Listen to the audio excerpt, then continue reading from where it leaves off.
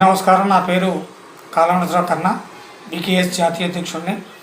కూటమి ప్రభుత్వం అధికారంలోకి వచ్చి సుమారుగా 2 సంవత్సరాలు దాటిపోయింది. కానీ కాపులకు ఇచ్చిన మాట మాత్రం తొంగలో దొక్కారు.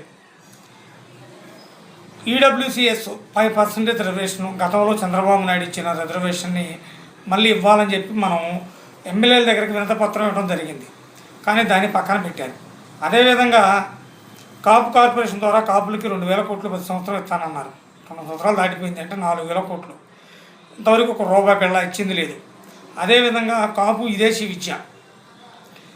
విదేశీ విద్య ద్వారా ఏ ఒక్క కాపు బిడ్డను కూడా విదేశాలకు పంపించిన దాఖలాలు. ఈ విధంగా వీళ్ళు చేసుకుంటూ పోతే గతంలో జగన్మోహన్ రెడ్డి గవర్నమెంటు అదేవిధంగా కాపులకు అన్యాయం చేసిందని చెప్పి మనం కూటమి ప్రభుత్వాన్ని సపోర్ట్ చేసాం. ఇవాళ కూటమి ప్రభుత్వం 2 సంవత్సరాలు దాటిన తర్వాత కూడా అదేవిధంగా వీళ్ళ పందా అనేది నడుస్తుంది.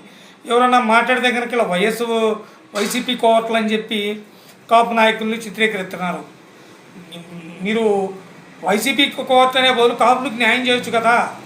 మీరే న్యాయం చేసి కాపులకి మీరే న్యాయం చేసి కాపులకి ఇస్తానన్న నిధులు కానీ విదేశీ విద్య కానీ అదేవిధంగా కాపులకి ఇస్తానన్న రిజర్వేషన్ మొత్తం కూడా మీరే పోవచ్చు కదా అని ప్రశ్నిస్తుంది భారతీయ కాపు సేన.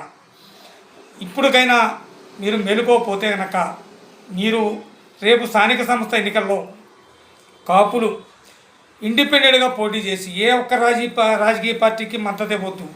జనసేన కానీ అదేవిధంగా టీడీపీ కానీ అదేవిధంగా వైసీపీ పార్టీ కానీ వీళ్ళు ఎవరికి మద్దతు ఇవ్వకుండా కాపులు ఇండిపెండెంట్గా పోటీ చేసి ప్రతి నియోజకవర్గంలో కూడా కాపులు సత్తా ఏంటో చూపెట్టాలని భారతీయ కాపు సేన కాపు యువతకి